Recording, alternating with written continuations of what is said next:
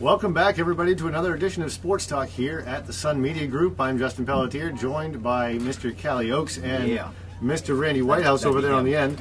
And we're here to break down the upcoming Class A State Championship basketball game on the boys' side, featuring the Edward Little Red Eddies from the KVAC and the Thornton Academy Golden Trojans from the SMAA. And got through the week, guys. We got through the big week, and what do we got now? And the Eddies, formerly of the SMAA, these two teams used to play at least once a year, every year. And I remember covering some of those games, and they were always entertaining. Thornton, a little different regime now with Bob Davies as the coach, and a couple of stars. One of them being James Morris, who kind of carried the load for them in the tournament, I guess.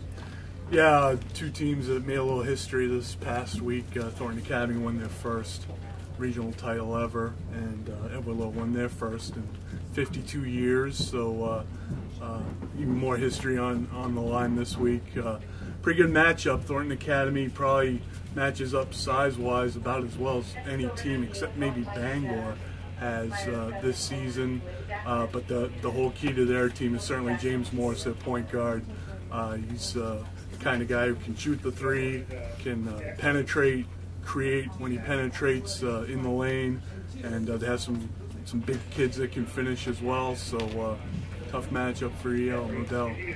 We were just talking, a little shameless plug here, guys. We were just talking live with Coach Mike Adams of Edward Little on sunjournal.com. We have a weekly series of live chats started this week.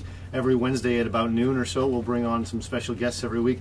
And we were talking with him, and he said, guys, that Thornton Academy is very similar to Edward Little in that they go about 8 deep. So there is some power off the bench that Thornton can bring into the game. How do you guys feel like EL can match up with Thornton with their bench guys? Because I think that's going to be an important piece of this game. Well, I think these games always come down to foul trouble, especially in the tournament, where by now they should be used to having 3 officials out there calling everything known to man. But Edward Little's bench has been contributing for them the entire postseason. Dominic Bailey and Bo Leary, and I'm missing somebody. Tyler Gammon. Tyler Gammon, you got it. Tyler Gammon had a huge game, first half especially in the Eastern Maine final. So he does have that 8-man rotation. Thornton had some guys step up during the tournament off their bench as well. Their 3 games, I think, were settled by about a total of 15 points. So they had kind of a similar march through the Western Maine tournament. And you can't ignore the fact that they did beat Cheverus. I mean, that's a big piece of. Can't ignore that. Although Cheverus, a lot of people will say that everybody that I talk to down there, all the time I spent in Portland, told me that Cheverus didn't look like Cheverus. That's not to take anything away from Thornton Academy. They were a very good team all year and presented some problems during the regular season to Cheverus, but certainly Cheverus wasn't quite the juggernaut that they were during the regular season, but that's why they play the games. And some of that comes from those teams in the Portland area getting built up a lot bigger than the teams It around never here. happens. Come on! Yes, it does. They're so underrated, it's unbelievable.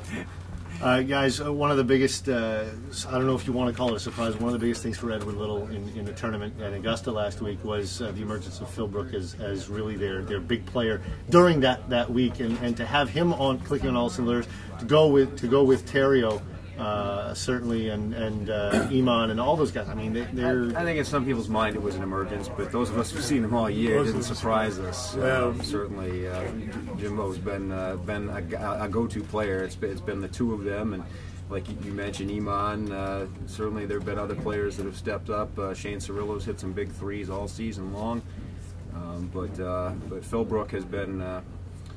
I talked with Mike Adams during the tournament, and we were discussing why Phil Brook didn't make first team or second team all KVAC, and it comes down to there's only so many teams. There's so many teams in that conference, and coaches want to kind of represent other schools. So maybe he got shortchanged because of that. But he's certainly on that level of play. He's a double waiting to happen, and Mike said.